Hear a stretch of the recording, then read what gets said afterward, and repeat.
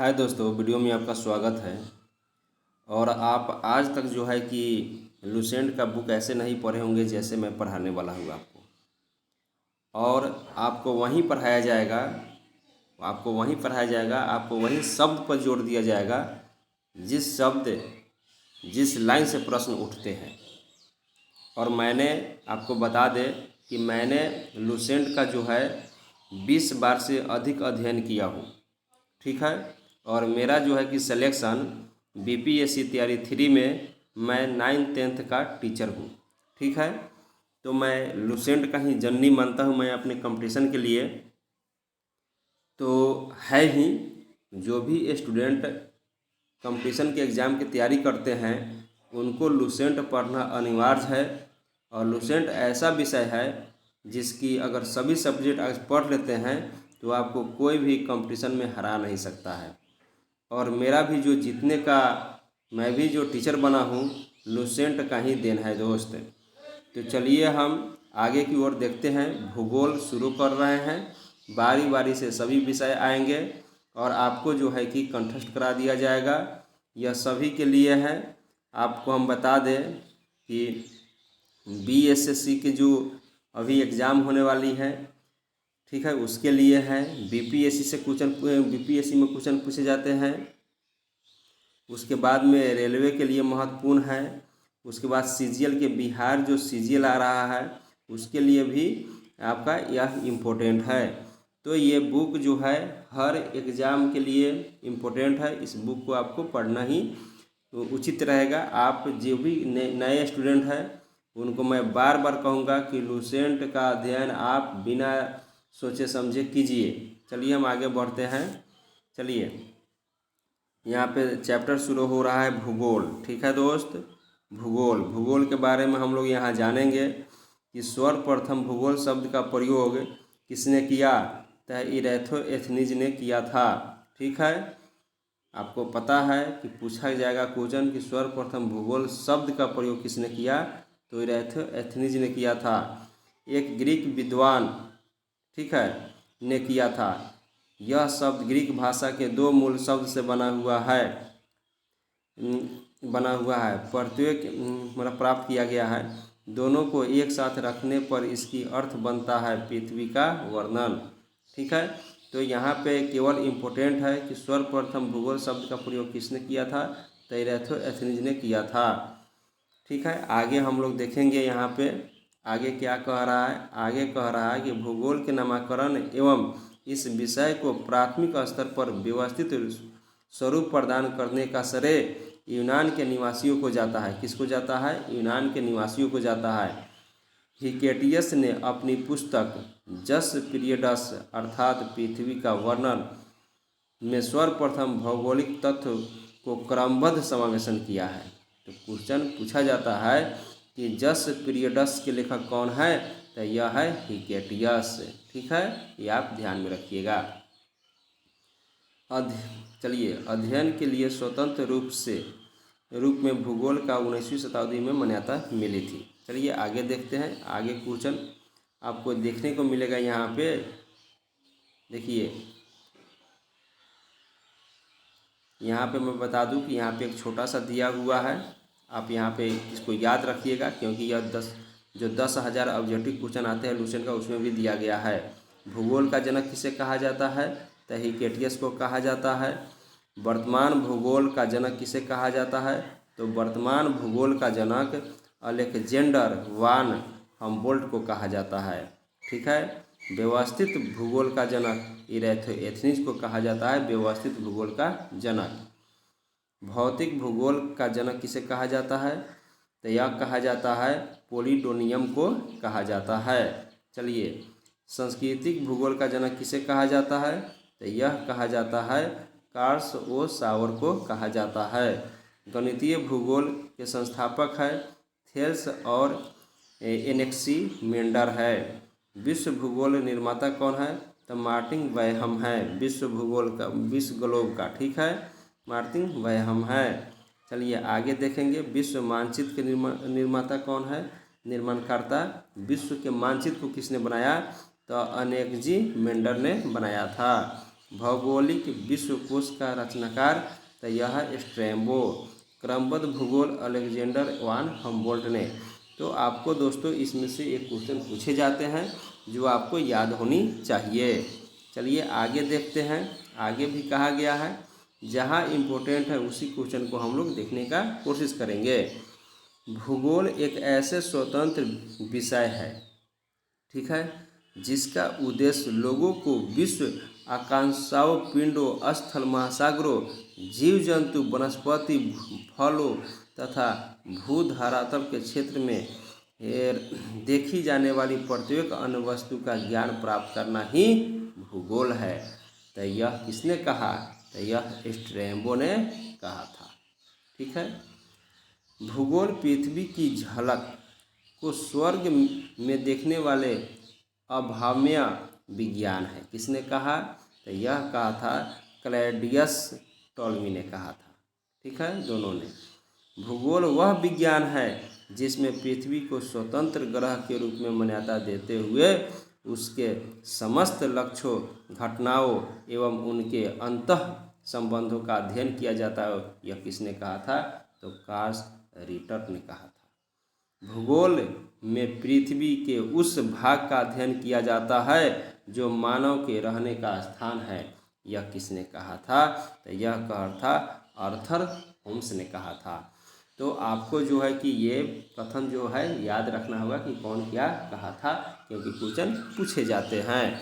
चलिए हम अच्छी तरह से आगे देखते हैं।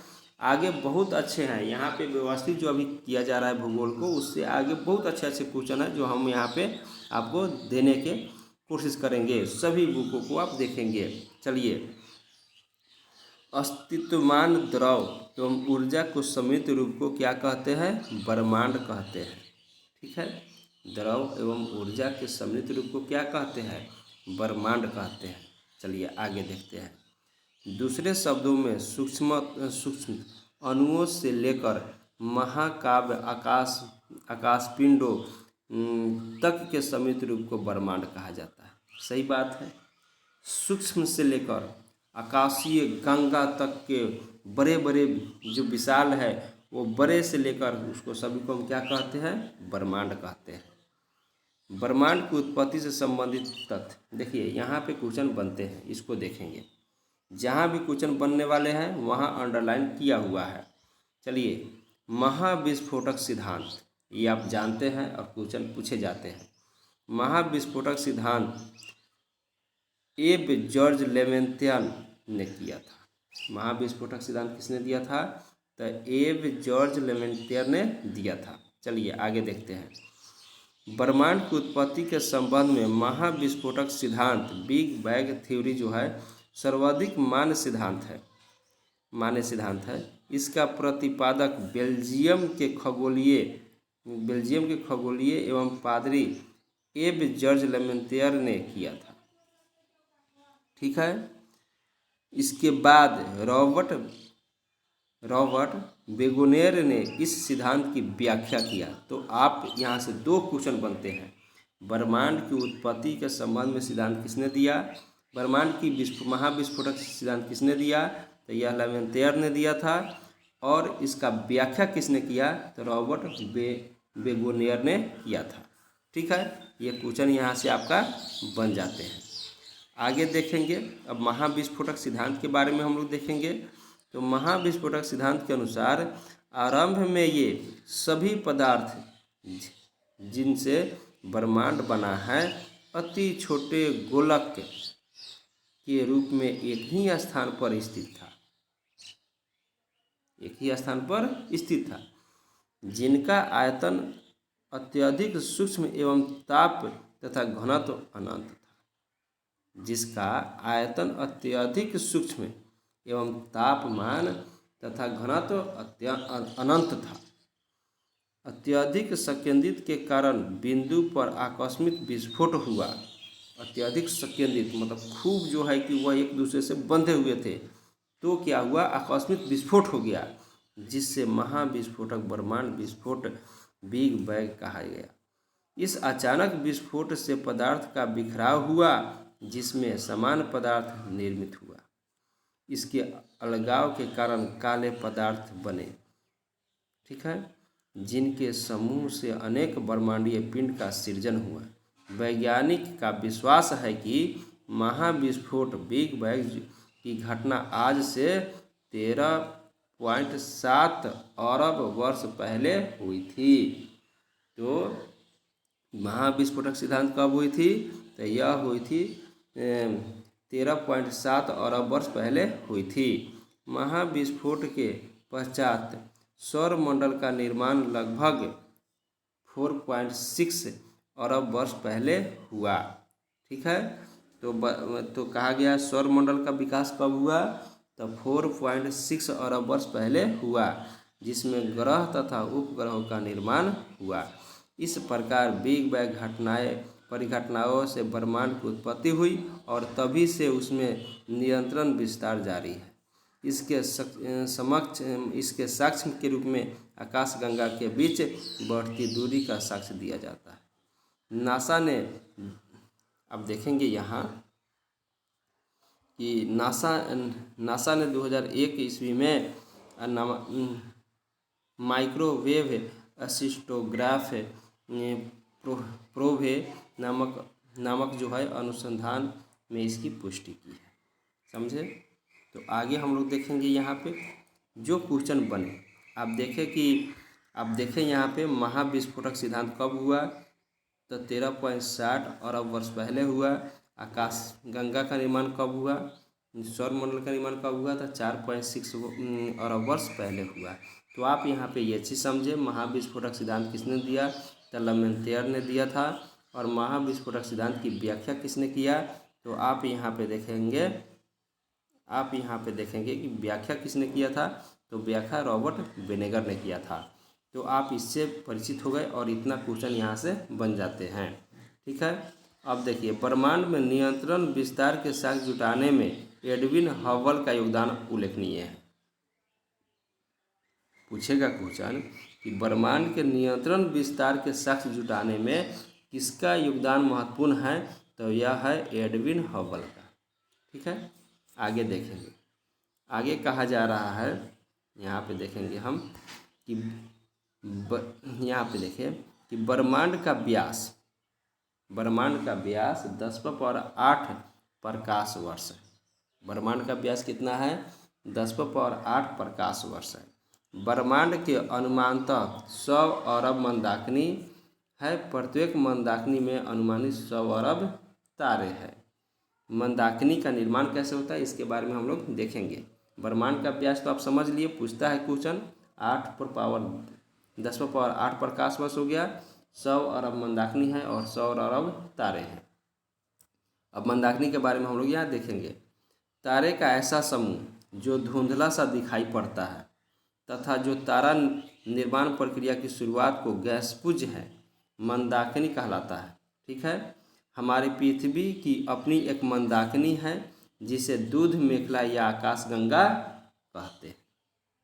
हमारी पृथ्वी की एक मंदाकिनी है जिसे क्या कहते हैं? तो दूध गंगा या आकाश गंगा कहते हैं। अब तक ज्ञात इस मंदाकिनी का 80% भाग सर्फिला है। इस मंदाकिनी का सबसे पहले गैलीलियो ने देखा था। तब पूछेगा क्वेश्चन कि मंदाकिनी को सबसे पहले किसने देखा था? तो गैलीलियो ने देखा था। और हमारी पृथ्वी की आकाशगंगा का नाम क्या है? तो दूध मेखला आकाशगंगा इसका नाम है। ब्रह्मांड का व्यास कितना है? 10⁸ प्रकाश वर्ष है, पूछता है क्वेश्चन। चलिए आगे हम लोग देखते हैं। आकाशगंगा की सबसे नज़दीकी मंदाकिनी को देवयानी नाम दिया गया है। आकाशगंगा की सबसे नज़दीकी मंदाकिनी को क्या कहा गया है? देवयानी कहा गया है। नवीनतम ज्ञात मंदाकिनी का नाम क्या है? तो यह है ड्वार्फ मंदाकिनी। यह क्वेश्चन पूछता है, क्वेश्चन कितनी बार पूछा गया है कि न्यूनतम ज्ञात मंदाकिनी का नाम क्या है? नवीनतम, तो यह है ड्वार्फ मंदाकिनी, ठीक है। आगे हम लोग देखेंगे निहारिका के बारे में। चलिए, यह एक ब्रह्मांडीय नर्सरी है जहाँ तारे का जन्म होता है। पूछेगा क्वेश्चन कि तारे का जन्म कहाँ होता है? तो यह निहारिका में होता है। निहारिका में धूल और गैस का बादल होता है। निहारिका में क्या होता है? धूल और गैस का बादल होता है। सभी तारे का जन्म निहारिका में होता है। सभी तारे, जितना आप तारे देखते हैं वह सभी का जन्म कहाँ होता है? तो नीहारिका में होता है। सिर्फ कुछ दुर्लभ अवसरों को छोड़कर, जिसमें दो न्यूनतम तारे एक श्याम बीवर बनते हैं, वैसे भी न्यूट्रॉन तारे और श्याम बीवर मृत तारे माने जाते हैं। यहाँ पाए जाने वाले गैस में हाइड्रोजन गैस, हीलियम गैस एवं अन्य आयनीकृत प्लाज्मा गैस होती है। तो यह न्यूट्रॉन तारे या श्याम बीवर या मृत तारे के रूप में जाने जाते हैं। नीहारिका दो अलग अलग कारणों से बनते हैं। पहला जो होता है वह है ब्रह्मांड की उत्पत्ति। ठीक है, नीहारिका दो अलग कारणों से बनते हैं। एक तो है ब्रह्मांड की उत्पत्ति और दूसरा है किसी विस्फोट तारे से बने सुपरनोवा। ब्रह्मांड के जन्म के बाद परमाणु का जन्म हुआ। ब्रह्मांड के जन्म के बाद परमाणु का जन्म हुआ। ठीक है, और इस परमाणु से धूल और गैस के बादलों का निर्माण हुआ। तो आप इस बात को समझे कि पहले ब्रह्मांड का जन्म हुआ, बाद में परमाणु का जन्म हुआ और वह परमाणु के धूल और गैस के बादल का निर्माण हुआ। ठीक है, उसके बाद में कह रहा है कि सुपरनोवा से जो पदार्थ उत्सर्जित होता है उससे भी नीहारिका का जन्म होता है। इसके उदाहरण हैं बेल और कर्क। ठीक है, नीहारिका की उत्पत्ति ब्रह्मांड में जन्म और सुपरनोवा के मिश्रण से भी हो सकता है। नीहारिका का उत्पत्ति ब्रह्मांड के जन्म और सुपरनोवा के मिश्रण से भी हो सकता है। ठीक है, आगे हम लोग देखेंगे यहाँ पे। तो आप समझे कि नीहारिका का जन्म कैसे हुआ, परमाणु का जन्म ब्रह्मांड के बाद हुआ। चलिए, सौरमंडल के समस्त ऊर्जा का स्रोत कौन है? तो सूर्य है। सौरमंडल के समस्त ऊर्जा का स्रोत क्या है? सूर्य है। सूर्य सौरमंडल का प्रधान है। ठीक है, सूर्य क्या है? तो सौरमंडल का प्रधान है। यह हमारी मंदाकिनी दूध मेखला के केंद्र से लगभग 30,000 प्रकाश वर्ष की दूरी पर एक कोने में स्थित है। यह दूध मेखला मंदाकिनी के केंद्र के चारों ओर, यह दूध मेखला मंदाकिनी जो है उसके चारों ओर 250 किलोमीटर प्रति सेकेंड की गति से परिक्रमा कर रहा है। आप समझ रहे हैं, सूर्य कितनी गति से परिक्रमा कर रहा है मंदाकिनी का? तो यह कर रहा है 250 किलोमीटर प्रति सेकेंड। अब समझ आइए कि कितने तेज वो चल रही है सूर्य। समझे? इसका परिक्रमा काल दूध मेखला के केंद्र के चारों ओर एक बार घूमने में लगभग समय लेता है 25 करोड़ वर्ष। बोलिए, दूध मेखला इतना बड़ा है कि सूर्य जो है 250 किलोमीटर प्रति सेकंड से गति कर रहा है, तब भी उसको 25 करोड़ वर्ष लगता है। इसे ब्रह्मांड वर्ष कहते हैं। इसे क्या कहते हैं? ब्रह्मांड वर्ष कहते हैं। आगे देखेंगे। सूर्य अपने अक्ष पर पूरब से पश्चिम की ओर घूमता है।